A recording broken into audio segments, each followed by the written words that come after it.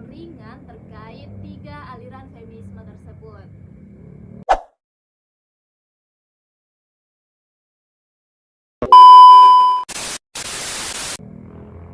Oke, kita mulai dari yang paling dikenal, yaitu feminisme liberal.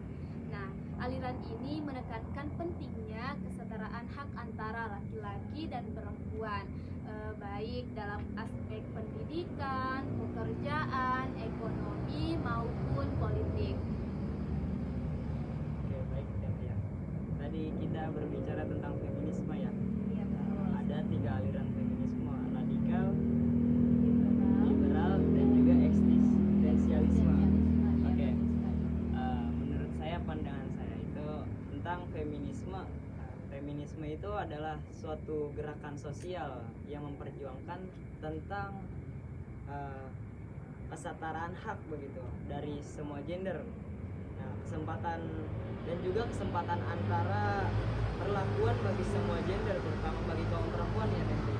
Karena kaum perempuan itu sangat rentan subordinasinya begitu. Terkenal kan sekarang itu sering terjadi perempuan dilecehkan, mohon maaf ya, direndahkan juga kan ya. Nah, maka dari itu ini feminisme ini sangat penting begitu, apalagi maksudnya bagi kaum perempuan begitu ya, karena kaum perempuan juga ini sering dilecehkan begitu.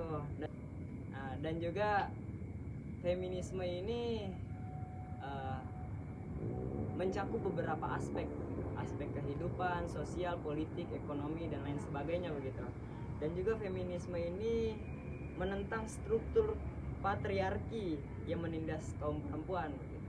Berbicara tentang feminisme liberal ini muncul dari tahun 18 ya. Dari tokoh Mary Mill dan juga Stone Walker. Nah, jadi intinya adalah bahwa perempuan itu mengalami ketidakadilan bukan karena kodratnya, tapi karena aturan sosial dan hukum yang bias. Nah, prinsip utama feminisme ini juga kesetaraan hak di semua aspek kehidupan, akses pendidikan yang sama bagi perempuan begitu, kesetaraan di dunia pekerjaan seperti gaji, jabatan, dan kesempatan promosi, dan juga keterlibatan politik. Perempuan punya suara di situ, posisi yang setara dan dalam pemerintahan itu sendiri. Nah, aliran ini juga percaya perubahan bisa dicapai melalui reformasi hukum gitu, kebijaksanaan publik, dan perubahan institusi. Jadi caranya itu tidak konfrontatif ya, Henry. Tidak langsung begitu, tidak secara langsung, tapi lewat advokasi dan pendidikan itu sendiri. Makanya feminisme liberal itu bisa terjadi. Oke, menurut kakak Arif sendiri nih, apa bukti bahwa feminisme liberal itu masih sangat relevan di Indonesia? Oh, kalau menurut saya itu sangat-sangat masih jelas banget, Henry.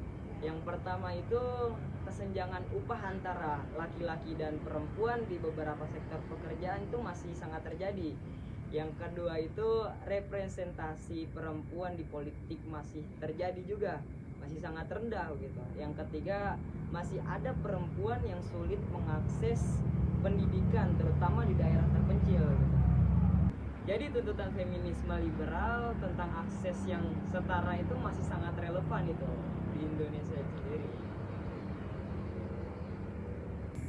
Nah, oke, salah satu contoh aktual adalah laporan Komnas tentang buruh perempuan yang masih menerima upah lebih rendah dibandingkan laki-laki, meski tugasnya pun sama. Nah, ini menunjukkan tuntutan equal pay masih belum tercapai.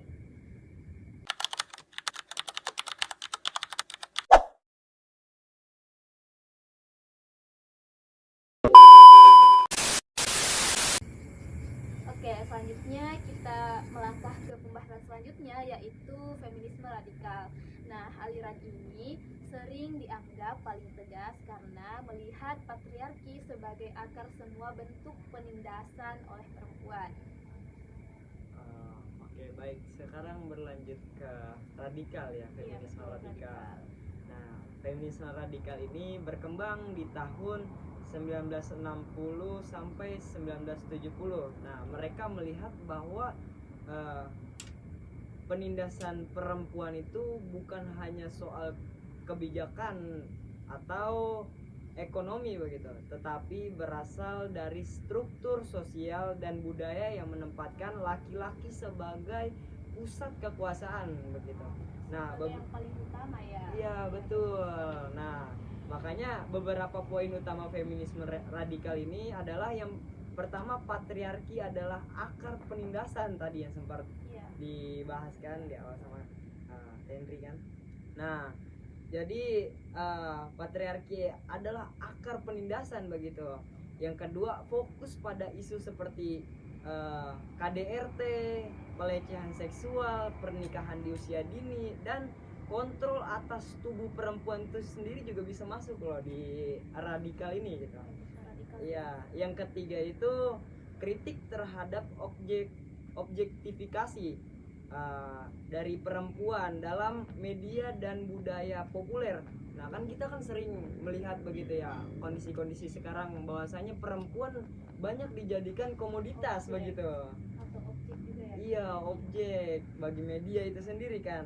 Nah, makanya dari itulah feminisme radikal itu sangat kayak rentan bagi perempuan gitu. Nah, terus yang keempat itu menolak aturan gender tradisional yang membatasi perempuan juga bisa termasuk gitu kan. Nah, ada juga tujuannya itu, tujuan feminisme radikal itu adalah mengubah struktur masyarakat sehingga perempuan tidak lagi menjadi objek kontrol atas feminisme radikal ini gitu. Kenapa sih menurut kakak feminisme radikal itu sering dikaitkan dengan isu kekerasan berbasis gender? Mungkin kalau saya pribadi ya, karena aliran ini percaya bahwa tubuh perempuan itu adalah area yang paling rentan terhadap kontrol patriarki itu sendiri. Nah, misalnya kayak pelecehan seksual begitu, pemerkosaan, bahkan komentar seksis begitu. Semua banyak terjadi ya. Iya, semua itu dianggap bukan sekedar masalah individu, tapi efek budaya patriarki begitu. Nah, feminisme radikal ingin membongkar pola sosial itu, bukan hanya menjelaskan atau menyalahkan pelakunya saja begitu, tapi ingin menyalahkan semuanya lah begitu dari patriarki ini sendiri begitu. Jadi akarnya itu di patriarki ya. Iya, betul, Henry. Nah, contoh konkretnya itu adalah meningkatnya laporan pelecehan di transportasi, di kampus. Nah, banyak korban itu takut melapor karena budaya victim blaming. Nah, ini dan isu ini itu ya sangat disoroti oleh feminisme radikal.